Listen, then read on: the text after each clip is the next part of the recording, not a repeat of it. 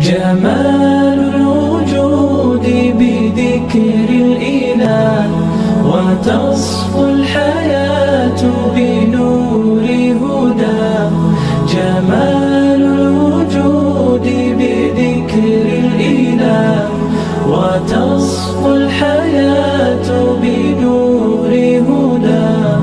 وتطلب نفس له طاعة ويبلغ سعد.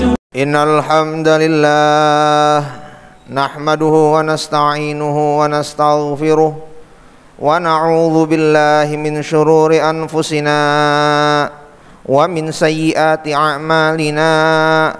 من يهده الله فلا مضل له ومن يضلل فلا هادي له. أشهد أن لا إله إلا الله وأشهد أن سيدنا محمدا عبده ورسوله لا نبي بعده.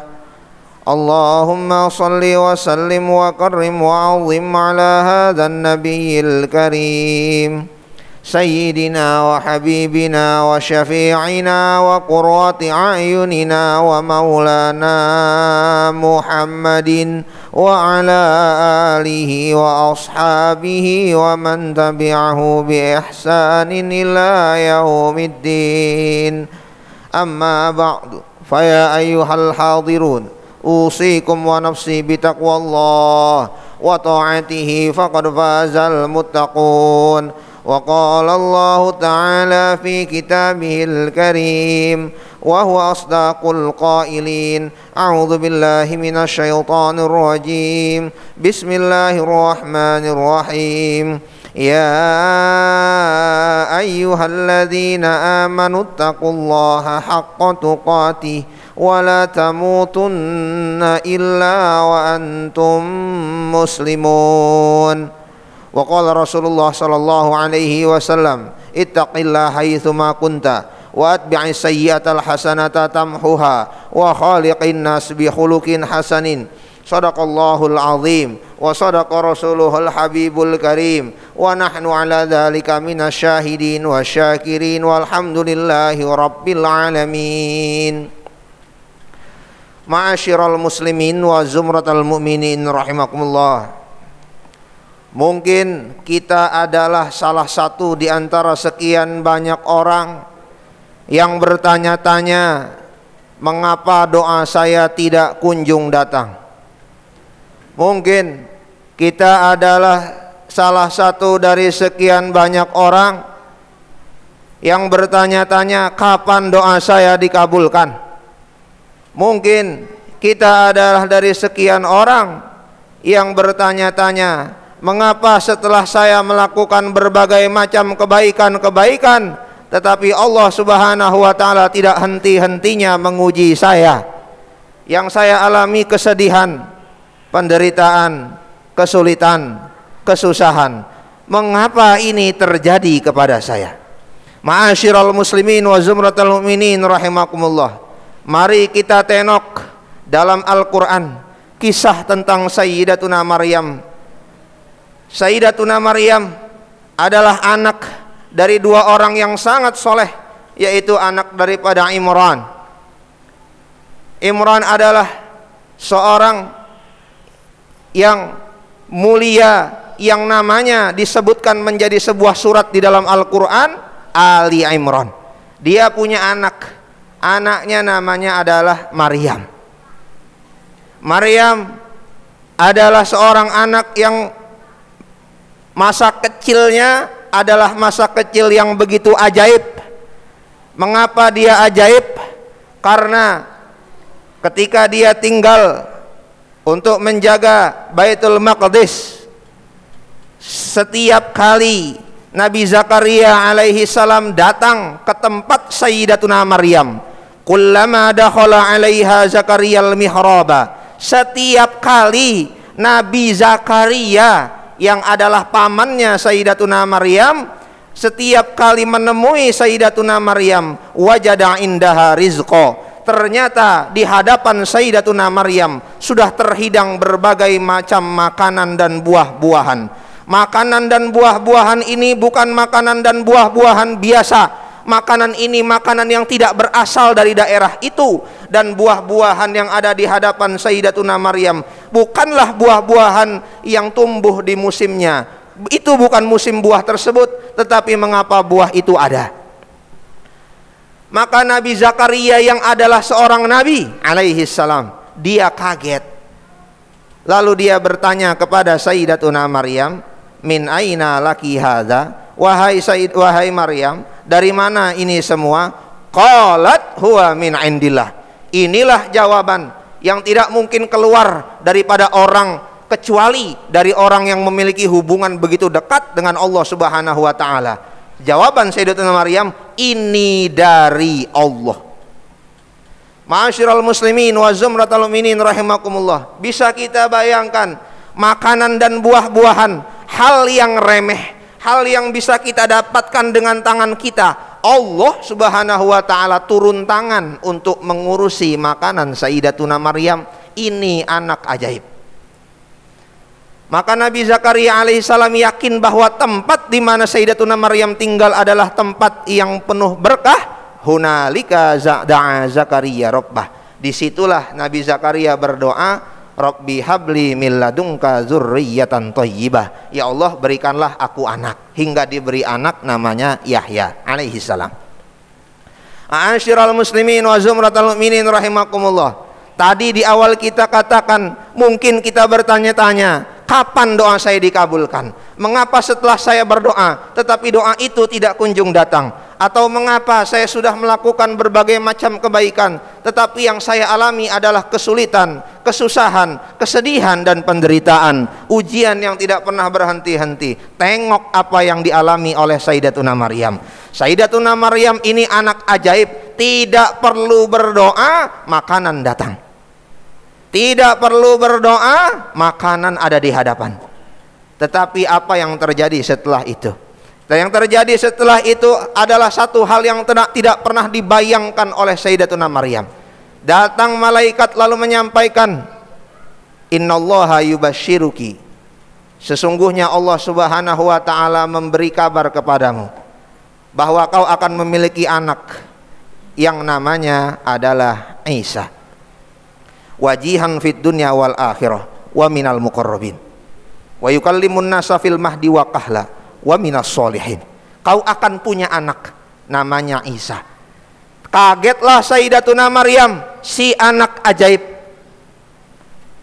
Qalat, dia berkata, anna yakunu li waladu walam yamsasni bashar. Bagaimana mungkin saya bisa punya anak sedangkan tidak pernah ada laki-laki yang menyentuh saya? Malaikat Jibril alaihissalam mengatakan, ini bukan waktu untuk berdebat, ini keputusan dari Allah Subhanahu wa taala. Ma'asyiral muslimin wa zumratal mu'minin rahimakumullah. Ini adalah awal masa-masa sulit yang akan dialami oleh Sayyidatuna Maryam. Dan perlu kita ingat, tidak ada satupun doa yang bisa menghalangi masa sulit ini. Tidak ada satu doa yang begitu sakti yang bisa menghalangi penderitaan yang akan dialami oleh si anak ajaib Sayyidatuna Maryam. Tidak ada satupun doa, karena ini keputusan Allah Subhanahu wa taala. Lalu kita berkaca kepada diri kita, siapa kita ini? Kita tidak semulia Sayyidatuna Maryam, kita bukan anak ajaib. Sayyidatuna Maryam akan mengalami penderitaan yang luar biasa, penderitaan yang tidak akan kita alami seumur hidup kita. Ma'asyiral muslimin wa zumratal mu'minin rahimakumullah. Hari demi hari perutnya semakin membesar. Orang kemudian bertanya-tanya, kok bisa terjadi? Seorang wanita yang dikenal suci ternyata hamil. Sampai akhirnya Sayyidatuna Maryam detik-detik akan melahirkan. Fa'aja ahal makhadu ila jiz'in nakhlati. Lalu Sayyidatuna Maryam sakit, merasakan sakit karena akan melahirkan. Sakitnya, perihnya, yang Al-Quran mengatakan kesakitan itu sakit di atas sakit, wahnan ala wahnin, sakit di atas sakit, pedih di atas pedih. Itu yang dialami oleh Sayyidatuna Maryam. Tetapi yang dialami oleh Sayyidatuna Maryam bukan hanya itu. Yang dialami oleh Sayyidatuna Maryam, sakit akan melahirkan, dan bayangan setelah melahirkan orang akan bertanya-tanya, ini anak siapa? Di dalam pikiran Sayyidatuna Maryam, bagaimana kalau saya melahirkan anak ini? Bukan hanya sakit dan pedih akan melahirkan, tetapi kalau ini lahir, orang akan bicara tentang saya. Apa yang akan mereka bicarakan? Maka dia mengatakan, dalam keadaan frustasinya, dalam keadaan bingungnya, dia mengatakan, ya laitani mitu qabla hadza. Qalat ya laitani mitu qabla hadza. Hadirin ma'asyiral muslimin wa zumratal mu'minin rahimakumullah. Ini satu ucapan yang diucapkan oleh seorang wanita ajaib yang doanya sangat makbul, yang bahkan tidak perlu berdoa makanan turun, tapi apa yang dia katakan, dia diberikan ujian yang begitu dahsyat oleh Allah Subhanahu wa taala hingga dia mengatakan, qalat ya laitani mitu qabla hadza. Ya Allah, lebih baik aku mati kalau begini caranya. Ya Allah, ini penderitaan adalah penderitaan yang tidak bisa aku bayangkan. Bukan hanya sakitnya, tetapi malunya, fitnahnya yang akan orang katakan kepadaku, ya laitani mitu qabla hadza. Lebih baik aku mati. Padahal Rasul sallallahu alaihi wasallam menyatakan, la tatamanna ahadukumul maut. Jangan diantara kalian itu berangan-angan pengen mati. Doa itu jangan doa pengen mati. Tetapi ini adalah satu fase penderitaan yang luar biasa. Ujian yang begitu hebat. Ujian yang mungkin tidak kita rasakan sedihnya, pahitnya, sakitnya. Inilah ujian seorang wali dari wali-wali Allah Subhanahu wa taala. Ya laitani mitu qabla hadza. Ya Allah, lebih baik aku mati. Adakah penderitaan yang kita alami hingga menyebabkan kita mengeluarkan satu statement, ya Allah, lebih baik saya mati? Adakah satu peristiwa yang kita alami hingga membuat kita mengatakan, ya Allah, lebih baik saya mati? Kita kira itu tidak ada. Ma'asyiral muslimin wa zumratal mu'minin rahimakumullah. Kemudian Sayyidatuna Maryam mengatakan, wa kuntu nasyam mansiyah. Lebih baik aku menjadi orang yang dihiraukan, dilupakan. Kalau orang hanya lupa kepadaku, tetapi orang pernah ingat bahwa diri aku pernah ada. Lebih baik aku menjadi orang yang hilang di ingatan manusia. Wa kuntu nasyam mansiyah. Seperti debu yang tidak pernah diingat-ingat oleh orang. Saking menderitanya apa yang beliau rasakan. Ma'asyiral muslimin wa zumratal mu'minin rahimakumullah. Sampai saat itu tidak ada satupun doa dari siapapun. Bahkan pamannya adalah seorang nabi, ayahnya adalah orang yang soleh, ibunya adalah wanita yang solehah, Sayyidatuna Maryam orang yang doanya dikabulkan. Tetapi tidak ada satupun doa yang bisa menghalangi ujian itu. Lalu siapa kita? Pengen doa kita harus dikabulkan sesuai dengan keinginan kita. Ma'asyiral muslimin wa zumratal mu'minin rahimakumullah. Lalu orang-orang mengatakan bahwa ini adalah anak zina. Jika orang-orang mengatakan di belakang Sayyidatuna Maryam mungkin itu adalah hal biasa, tetapi mereka mengatakan di depan wajah Sayyidatuna Maryam bahwa anak yang digendongnya adalah anak zina. Tidak ada satu kata-kata yang lebih menyakitkan bagi seorang ibu, bagi seorang ayah, kecuali dikatakan bahwa anak yang digendongnya adalah anak hasil zina. Ma'asyiral muslimin wa zumratal mu'minin rahimakumullah.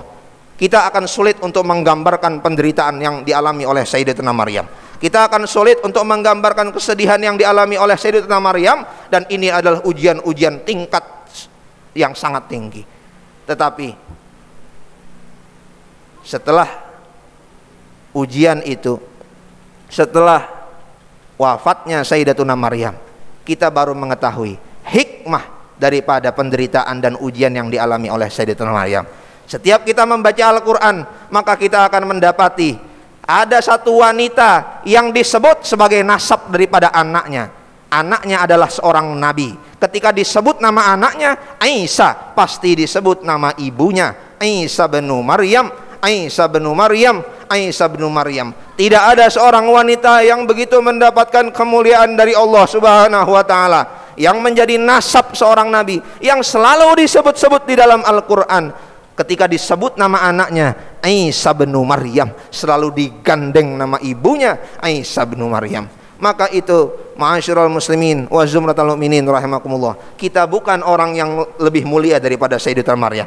Jauh kemuliaan kita daripada Sayyidatuna Maryam.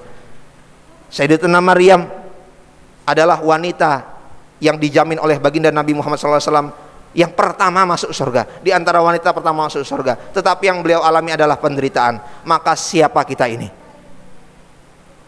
Maka siapa kita ini? Ketika kita berdoa, yakinlah jika doa itu tidak datang sesuai harapan kita, pasti di belakang doa itu ada hikmah besar yang sudah Allah Subhanahu wa Ta'ala persiapkan. Ketika doa itu tidak kunjung datang sebagaimana permintaan kita, pasti Allah sudah menyiapkan yang lebih baik. Dan jika Allah Subhanahu wa Ta'ala menguji kepada kita satu ujian yang membuat kita takut, membuat kita gelisah, yakinlah bahwa ujian itu tidak sehebat daripada ujian yang dialami oleh Sayyidatuna Maryam. Dan di belakang ujian itu pasti Allah Subhanahu wa Ta'ala akan menaikkan derajat orang-orang yang sabar. Mudah-mudahan Allah Subhanahu wa Ta'ala menguatkan iman Islam kita menghadapi berbagai ujian, kesulitan, khususnya di masa pandemi ini. Barakallahu li wa lakum fil Qur'anil azim wa nafa'ani wa iyyakum bima fihi minal ayati wa dzikril hakim wa taqabbala minni wa minkum tilawatahu innahu huwal ghafurur rahim.